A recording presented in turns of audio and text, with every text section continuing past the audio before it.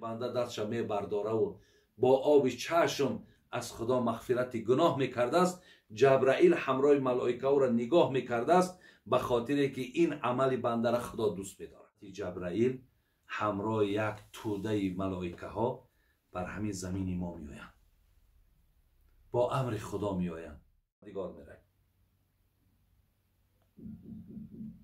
جناب مفسر حضرت مجاهد که ابن جریر از نامش میاره، میگه پیامبرمون در بین اصحابش یک حکایه کرد.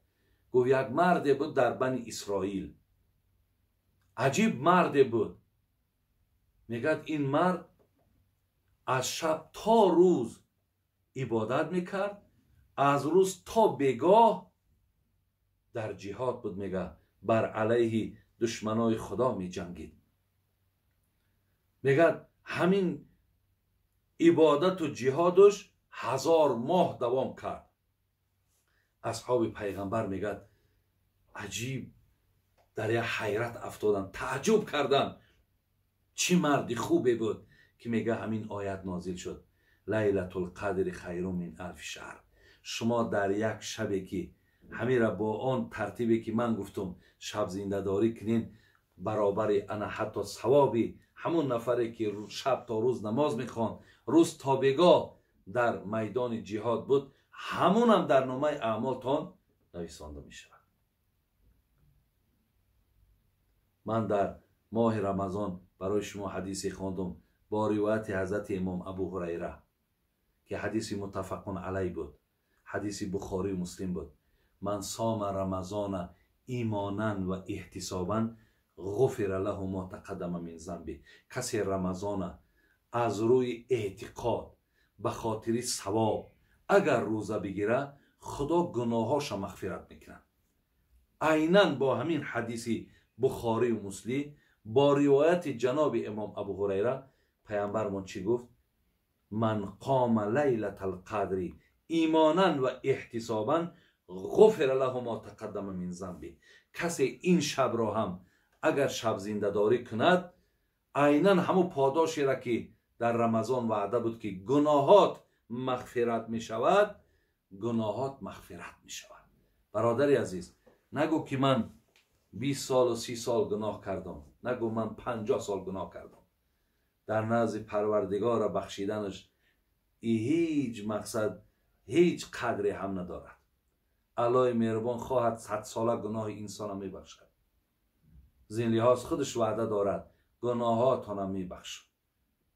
برای چی برادر عزیز؟ برای چی اینجا در کلمه گناه آمد؟ زیرا یگانه چیزی که ما را پیش خداوند سرخم میکند، خجالت در میماند، این گناه های ما هست.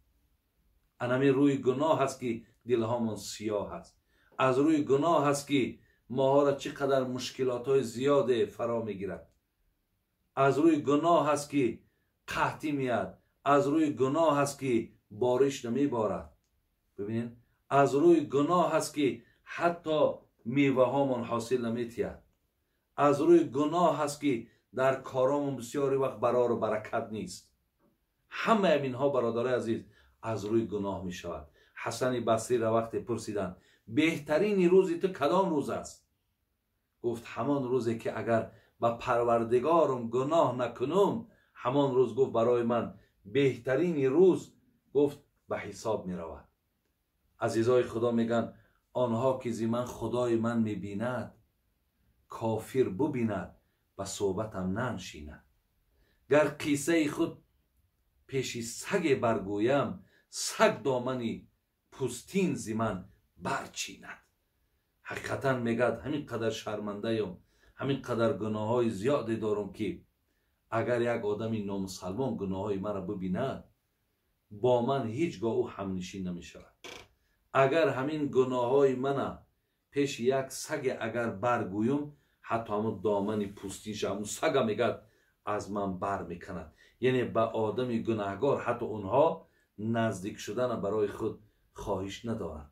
حتی ما در آیت قرآن داریم که وقتی که انسان گناه میکرده است، شیطان میگفته است اینی بریء منک، من از تو واری بنده ای که پیش خالقت گناه میکنی من بیزارم.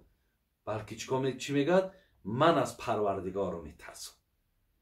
یعنی از تو بیزارم و از خدا میترسم. برای چی از من بیزاره؟ برای که تو میگم مبتلای گناه در پیش الله مهربان شدی.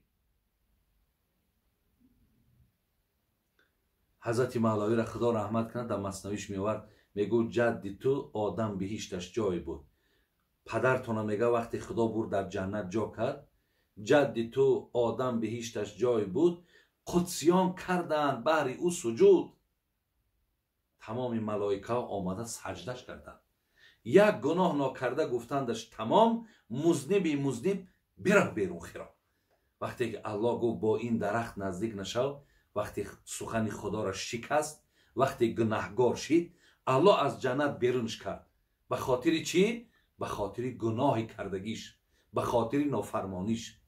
بعد حضرت جلال الدین رومی اینجا اگه شاید خیلی غضبناک میشوه و بعد به طرف همه ما چی میگه؟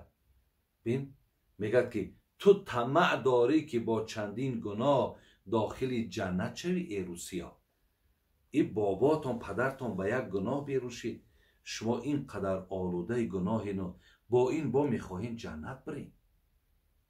خلاص برای جنت رفتن میگه عبادت در کاره. برای جنت رفتن هیچ وقت آلوده به گناه شدن در کار نیست، هیچگاه. برادران عزیز و گرامی، در حضرت علی را یک سخن شدیدم، بسیار سخن زیبا گفته است. میگه وقتی با کسی اگر ملاقات میکرد، میگه 4 توصیهش میداد.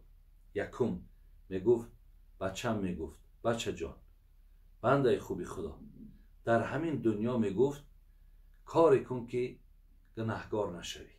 1. 2. بچه جان، بغیر خدا با کسی پیمان دوستی نبند که هر کسی که پیمان دوستی بستی حتما پیمان میشکنه. 3. اگر از چیزی سوال کرده شوی ندانی، بگو نمیدانم. 4. بچم همیشه صبر برای خودت انتخاب کن، زیرا چگونه ای که میگفت سر در بدن چی نقش دارد، این صبرم در عبادت همیشه نقش دارد. خلاص برادر عزیز فهمیدیم که بهتر از 1000 ماه بوده است و کسی این شب اگر شب زنده داری کنه، خدا گناهاش میبخشد. گناهایی را که عزیزای خدا بهترین روزشان روزی را میگن که در او روز گناه نکرده باشند. در دام آیت قرآن چی خواندیم؟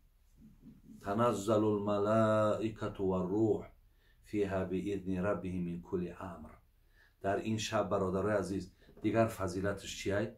حضرت جبرائیل همراه یک توده ملائکه ها بر همین زمین ما میآیند، با امر خدا میآیند، با سفارش پروردگار میآیند، برای هر امری که اگر بیایند. ولی در زیرش در تفسیر دیدم میگه وقتی میآیند و مثال عبادت بنده ها را میبینن، وقتی میآیند زاره و تولا و گریه و طلب مغفرت بنده ها را میبینن، میگه جبرائیل ملائکه را میگفت است که بیایید، میگفت است یک عبادتی را ما و شما نظر اندازیم که این عبادت در آسمان در بین ما نیست. بیا یک عبادتی را مقصد تماشا کنیم که در پیش خدا بسیار محبوبیت دارد. او چی است؟ وقتی بنده دستش می برداره و با آب چشم از خدا مغفرت گناه میکرده است، جبرائیل همراه ملائکه او را نگاه میکرده است، به خاطر که این عمل بنده را خدا دوست میدارد. چیزهای عجیبی که در اینجا اونها میبینن انامین است که ما وقتی که بالای جای نمازیم، وقتی تلاوت قرآن داریم، ببینید وقتی که زاره و تولا داریم، اونها در این عمل ما جبرائیل همراه ملائکه نظر میکرده است. در اخیر آیت آمدیم سلام هی حتی مطلع الفجر. مفسران میگن که مراد از سلام اینجا در سلام فرشته ها هم به شب زنده داراست. یعنی کسایی که در مسجد که امروز به واسطه این بیماری درهای مسجدها بسته شدند، نه تنها در جای ما، در روی عالم، مفسران میگن میآیند مسجدها مقصد به قوم ها نگاه میکنند، میآیند در خانه ها به مردمی که در علایدگی پروردگار زاره و تولا دارن با اونها نگاه میکنن سلام میتین. یک معناش میگه این است. دیگر معناش این است که این شب شب سلامتی است. سلامتی مقصد چی است؟ سلامتی این که پیش خدا تو پاداش اجر میگیری و در این شب هم شیطان به تو هیچگاه نزدیک شدن نمیتونه. حتی مطلع الفجر، تا وقتی که مقصد صبح میدمد جمع فرشته ها بعد عروج میکنن به سوی آسمان.